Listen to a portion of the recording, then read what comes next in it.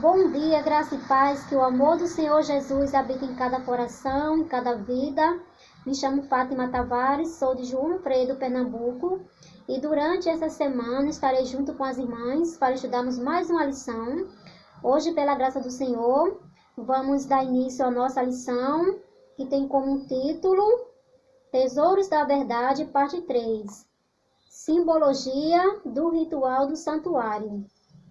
Então, esta lição está bem interessante e peço que as irmãs tenham em mãos a lição para que juntas possamos aprender do Senhor, que é manso e humilde de coração. Vamos dar início ao nosso estudo.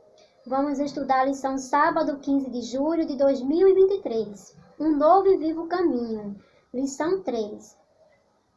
Vamos ao texto áureo. Porque se nós, sendo inimigos, fomos reconciliados com Deus pela morte de seu Filho, muito mais estando já reconciliados, seremos salvos pela sua vida. Romanos 5:10.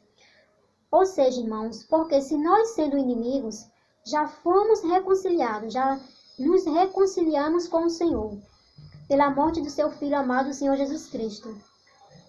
Muito mais estando já reconciliados, seremos salvos pela sua vida. Com certeza, irmãos. Então, toda pessoa que faz as pazes com o Senhor Jesus tem a esperança de ser salva. Vamos ao pensamento central. Ao contemplar constantemente a Jesus com os olhos da fé, seremos fortalecidos. Deus fará as mais preciosas revelações ao seu povo faminto e sedento. Eles descobrirão que Cristo é um Salvador pessoal. À medida que se alimentam da palavra, descobrem que ela é espírito e vida. A palavra destrói a natureza carnal, terrena e comunica nova vida em Cristo Jesus. Pela transformadora agência de sua graça, a imagem de Deus se reproduz no discípulo. Assim ele se torna uma nova criatura. Então é bem interessante o pensamento central que fala que ao contemplarmos constantemente a Jesus com os olhos da fé, seremos fortalecidos. E Deus fará as mais preciosas revelações ao seu povo, sedento e faminto. Então, o Senhor está disposto a nos revelar a sua palavra. E também fala que a palavra do Senhor é espírito e vida. É a palavra do Senhor que transforma a natureza carnal numa natureza e comunica nova vida em Cristo Jesus. Por isso que a palavra do Senhor diz que todo que está em Cristo, nova criatura é. Vamos ao primeiro tópico, domingo, a rocha dos séculos. Pergunta da letra A. Que ilustração a Bíblia usa para descrever a força do fundamento da fé cristã? Vamos ver em Êxodo capítulo 17, do verso 5 ao 6. Então disse o Senhor a Moisés: Passa diante do povo e toma contigo alguns dos anciões de Israel, e toma na tua mão a tua vara com que feriste o rio e vai. E eis que eu estarei ali diante de ti sobre a rocha em Horebe, e tu ferirás a rocha, e dela sairão águas e o povo beberá. E Moisés assim o fez diante dos olhos dos anciões de Israel. Então vemos que a Bíblia usa o texto de Êxodo, quando o Senhor fala com Moisés para que ele bata na rocha, tire água e dê ao povo. Então essa foi a ilustração que a Bíblia usou para descrever que Cristo é a rocha eterna.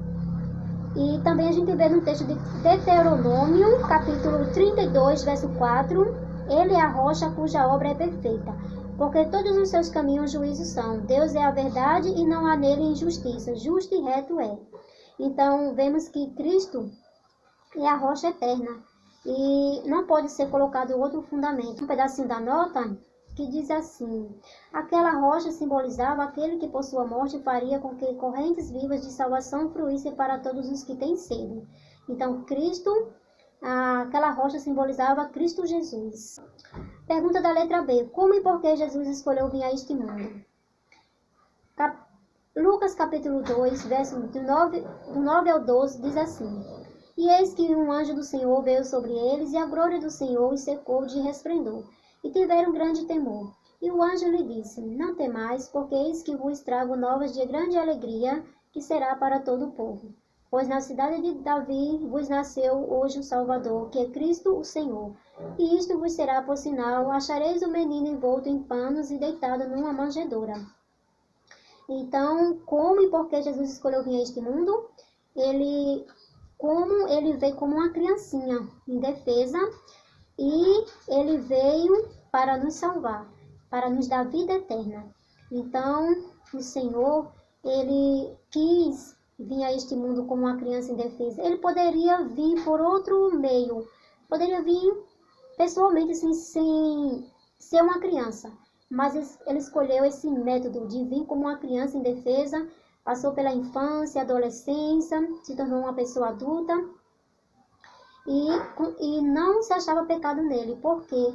Porque o Senhor também, ele quis nos mostrar que é capaz de um ser humano vencer o pecado vivendo no mundo de pecados. Porque o Senhor Jesus, ele foi uma criança, adolescente, se tornou um adulto e nele não se achava pecado. Então é possível que o ser humano viva neste mundo de pecado sem ter pecado. O que precisamos é nos apegarmos a Cristo Jesus, porque Ele é que nos concede o poder para vencermos o pecado. Porque sem Cristo nada somos. Então, o segredo para nós vencermos o pecado, viver uma vida sem pecado neste mundo, é a oração, a comunhão com Deus e o estudo da palavra. Se você colocar em prática esses três, você pode ter certeza que você vai viver neste mundo de pecado sem ser um pecador. E que o Senhor nos abençoe e nos ajude para que possamos colocar em prática a sua palavra. Que o Senhor abençoe a todas.